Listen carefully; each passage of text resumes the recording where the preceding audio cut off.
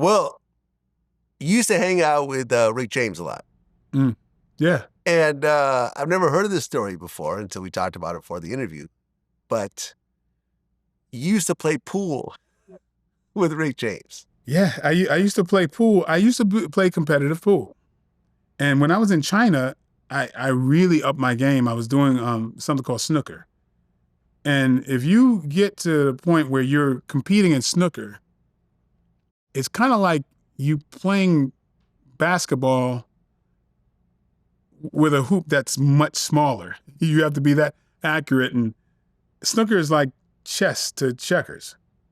And so I did competitions back here with 9-ball and 8-ball, whatever snooker makes that. And I had a snooker table at home. So I'm playing on this huge table that's got smaller pockets. And it's a kind of a chess game. So 8-ball was kind of easy in comparison. So I used to play at Rick's house. And we used to play at Eddie's house. And we used to play with Johnny Gill, who prided himself as a good pool player. And, you can ask him about that stuff. But yeah, I was good enough to play. I used to play a lot of people left-handed, and until they had to make me switch to my right. I competed for a while. Joe Rogan is another person that competes. He was in the league as well. But when you're in a league, most people who play for fun, they're not. You're kind of over them a bit. So when I play at Rick's house, like what Rick would do is when he get a lot of like NBA guys and people who want to, lawyers and whatever, they have friendly games, and he started getting them to bet, and then he would, go away and call me, and I'd pop up, and I just act like I'm just passing through, and we play teams or whatever, and then get a lot of money because you get people who would bet. So, yeah, we had certain people in the crosshairs. Yeah. Yeah. So, there's some people who lost a lot of money. Can you say who? Man, who? It's not like you're really exposing anybody. It's just yeah. There was some NBA cats and whatever, because it was mostly. Shoot, there's these football. I never watched a game of football, but there's but yeah, there were different cats and lawyers and different people like that where we'd I don't think we ever lost. I don't think, or he'd put me up against somebody, but it's different. It's kind of like the martial arts, like the Street Fighter versus a person really learning, who really knows technically. But if I would play to a competition level at first, they would smell the setup. So yeah, so we had a little thing going on.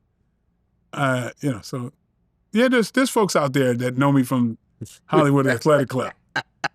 And people would like to change the history, like, yeah, I beat you before, and like, yeah, okay. But that connects back to, that's how I first met Tupac, because we used to play at the Hollywood Athletic Club in the private room. Yeah, in a previous interview, you said that Rick James is actually funnier than Eddie Murphy. Yeah, I know I said that, yeah. It's like I've been around Eddie Murphy several times. He's real introspective dude, man. He's like really a deep thinking person. Like even when people are goofing on somebody, he's like, oh man, come on, He's like the voice of reason. And I'm like, yeah, but you're Eddie Murphy. It's kind of funny. Big, avid boxing fanatic. Like he really studies. He and his brothers, they're real big boxing. And I think his nephew is competing on a high level. And so that's one of the things that, I used to go over to the house for when you had big boxing matches and stuff. So that was kind of what we were kind of into. But yeah, it was, I was always found him to be, and a few times one thing that Aries has mentioned is that after comedy clubs, he would have the things over his house. I went to, I think 2 of those before, where, there was like, I hung with the comedians. A lot of my good friends were stand-up comedians. And so I was more a fly on the wall and hanging with them. But Yeah, I experienced a couple of the after comedy set things at his house. You know. Yeah, I remember when I interviewed Darius McCrary. Mm-hmm. He was really close with Rick James. Yeah. And he told this story how Eddie Murphy was having this big party in his house. And they're getting ready to leave. And Rick James was blitzed. Mm. And he just insisted on driving the car. He was like basically like grabbed the keys from Darius and insisted on driving. And he accidentally put the car in reverse and he backed up and smashed into Eddie Murphy's fountain. I saw that. And I laughed because if you knew Rick, you know he's like that.